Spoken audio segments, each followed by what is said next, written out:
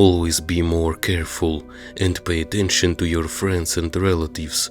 You never truly know what's going on inside someone's head. Even when it feels like you know a person well, when you've spent so much time together and think you know everything about them, no secrets between you. But then it turns out everyone has their own skeletons in the closet, and it's good if those secrets are harmless, but that's not always the case.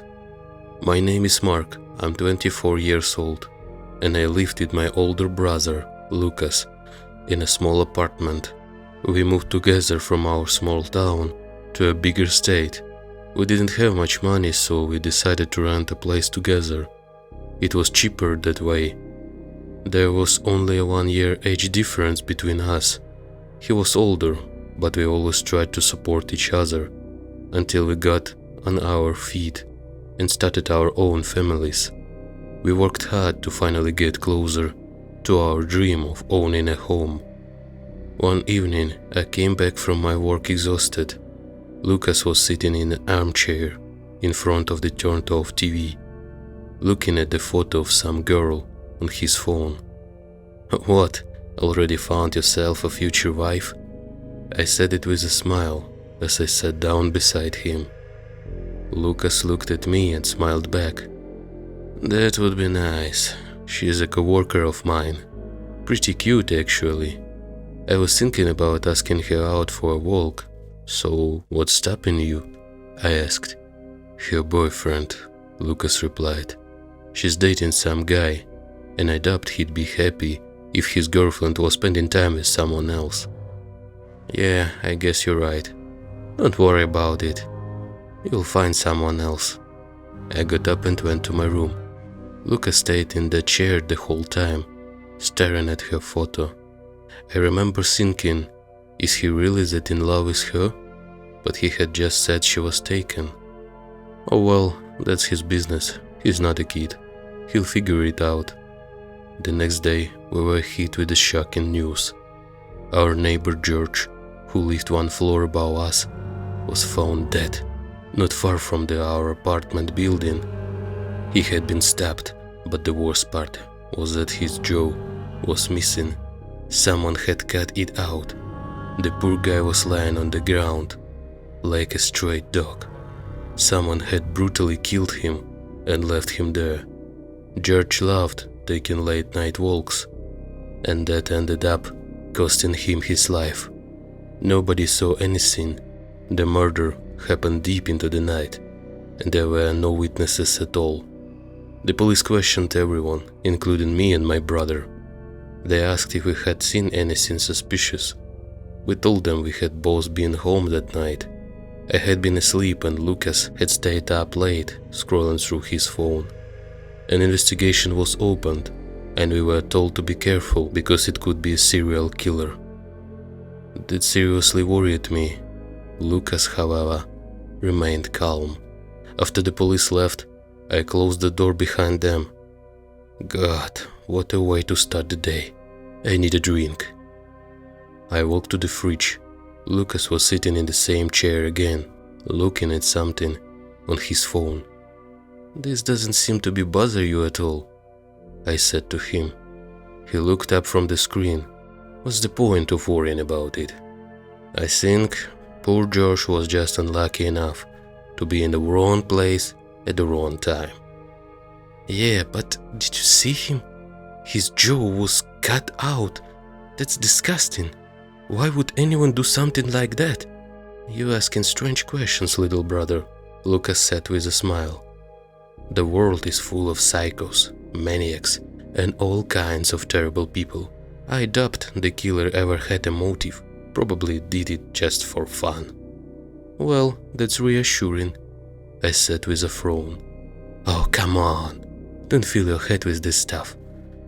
If only it were that easy." I had always admired that trait of Lucas. No matter what happened, he could always keep a cool head. Sometimes, though, it scared me a little, just like it did now. Everyone in the building was worried. Some people were terrified, while others simply felt uneasy. But Lucas didn't seem to care. It was almost like he was certain none of this would affect us. The next day was gloomy again. Despite the hot summer sun, the mood around us was dark, all because of another murder. This one happened in our neighborhood too, just not near our building. The victim was a young woman who had been walking home late at night after visiting a friend. She had been stabbed, and then her jaw had been cut out. By now, the police were convinced that a serial killer was operating in our area at night. We stayed home and I tried to distract myself by watching TV shows. Lucas, on the other hand, seemed completely unbothered. He sat there staring at his phone, watching videos, laughing at something.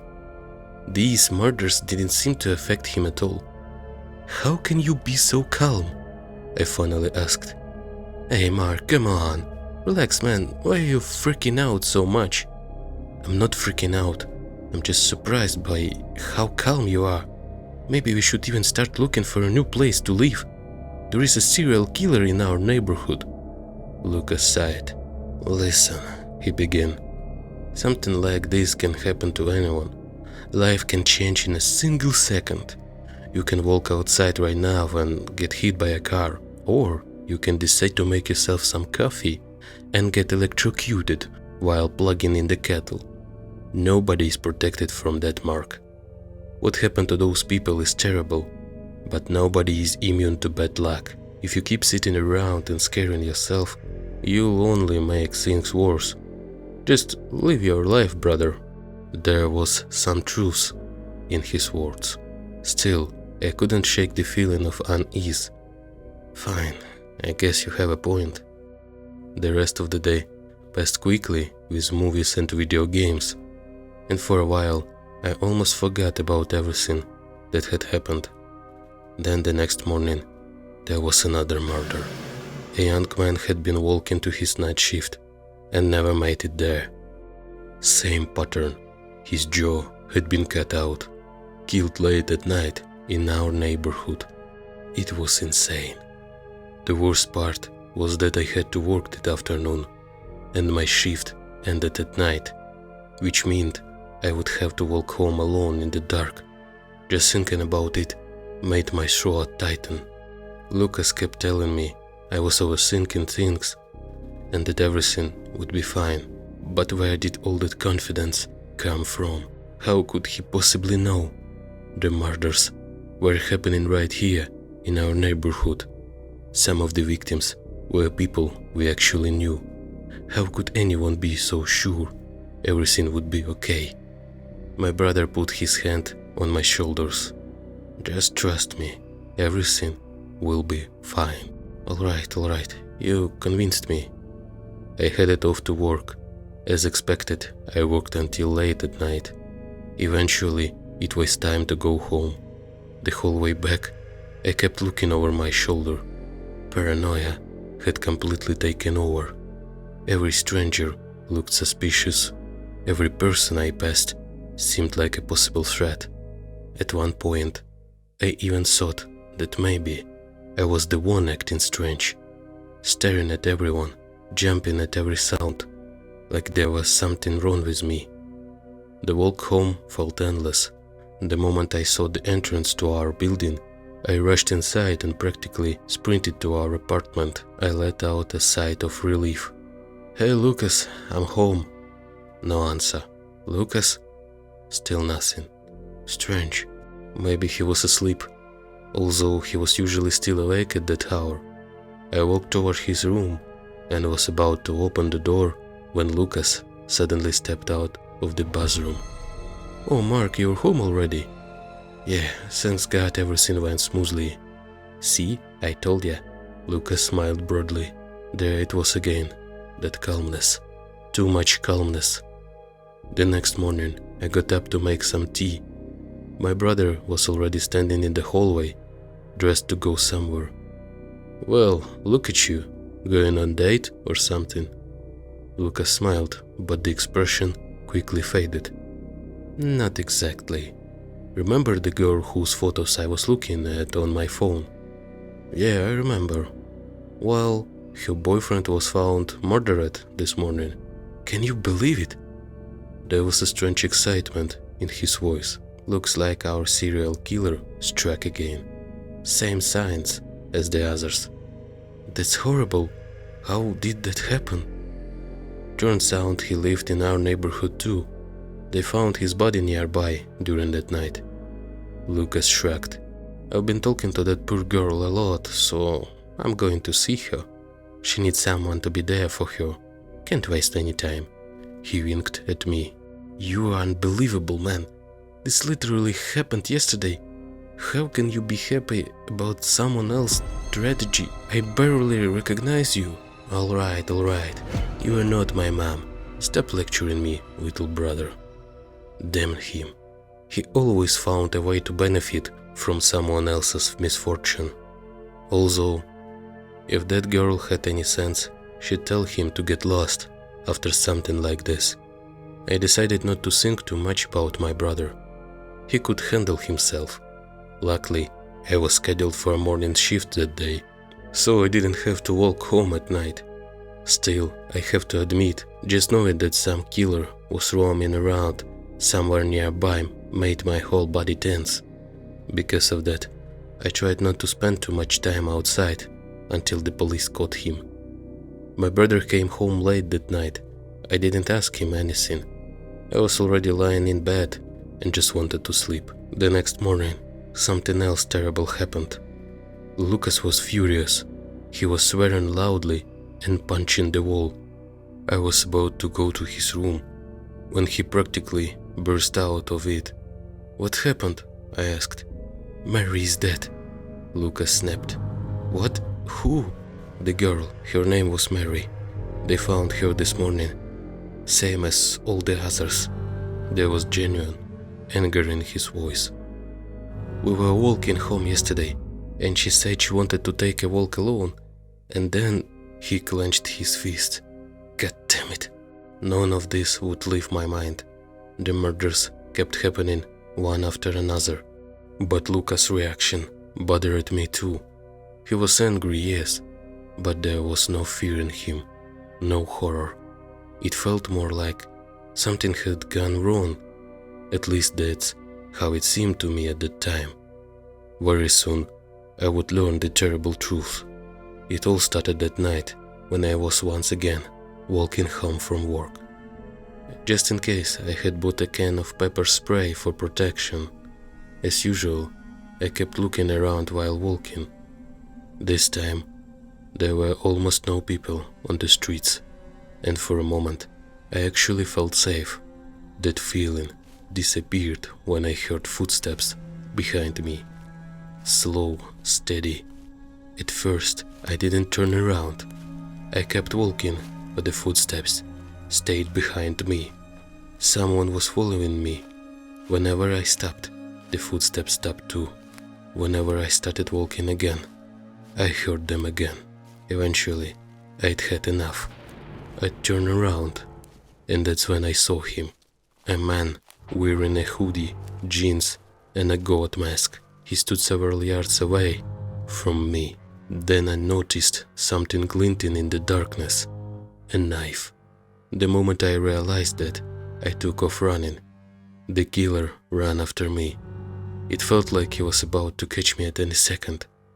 I ran as fast as I could, trying to get home. Then suddenly, I felt a hand grab my arm. The bastard was faster than I expected. He grabbed me and raised the knife. He was about to stab me, but luckily, I managed to spray him in the face with the pepper spray. The mask was too thin to protect him. He let go of me and started rubbing his eyes while cursing at me. I kept running. About a minute later, I saw our apartment building, and even better, there was a police car patrolling the area nearby. I told the officers everything, and they immediately went after the killer. Unfortunately, he escaped that night. I was incredibly lucky. I can't even describe how terrified I was. My legs were shaking. I went back home and told Lucas everything. His reaction was strange. He looked completely shocked, almost as if he couldn't believe something like that had happened to me. This is insane, he shouted. How is that even possible? I let out a nervous laugh. Hey, you the one who said anything can happen to us. Well, it happened. I got lucky, maybe because I was expecting it. Maybe because I was scared enough to be prepared. Am I really the first person who survived him? The police questioned me and asked me to help create a sketch of the attacker. It was a crazy night. I never managed to fall asleep. The next morning, Lucas left the apartment in a hurry. When I asked where he was going, he just said he had something to take care of. I was too exhausted to argue. Since it was my day off, I went back to bed. Hours passed, then evening came. Lucas still hadn't returned. I called him, but he didn't answer. Around midnight, someone knocked on the door. The knot in my throat came back immediately. For a second, I thought it was the killer. Maybe that psycho had come to finish what he started. But it wasn't him. It was the police. The news they brought nearly made me collapse. My brother Lucas was dead. They had found him in the apartment of the main suspect they had tracked down, but they had arrived too late. Then came the second piece of news, the one that shocked me even more. Lucas had been helping the killer. The police showed me messages from his phone. My brother had been giving the killer information about people in our neighborhood. In Lucas' room, they found stacks of notes and photographs. My brother had been watching people, following them, collecting information for the killer. But why? Why was he doing it? The answers came from the killer himself after he was arrested. He turned out to be a 30-year-old unemployment psychopath living in an apartment that looked more like a garbage dump than a home. He told the police that he had met my brother by accident while killing his first victim. Lucas had been horrified. The killer threatened to turn Lucas over to the police and frame him as an accomplice. Terrified for both his life and mine, my brothers agreed to help him find victims and keep the truth hidden from the authorities. After Mary's boyfriend was murdered, Lucas decided to use the situation for his own benefit. But that wasn't enough for a killer who collected jobs. He followed Mary and killed her too. After that, he planned to come after me. When Lucas went to confront him and started yelling that this wasn't part of their deal, the psycho simply killed him. In the end, it was only a matter of time. Without even realizing it, my brother had been digging his own grave. The killer is facing a long prison sentence. Personally, I wish someone would just put a bullet in that bastard. Even now, it's hard to believe everything I heard. I don't know how our parents are going to take it, and I don't know how I am supposed to live with the fact that my older brother was responsible for the deaths of so many people. Poor Lucas.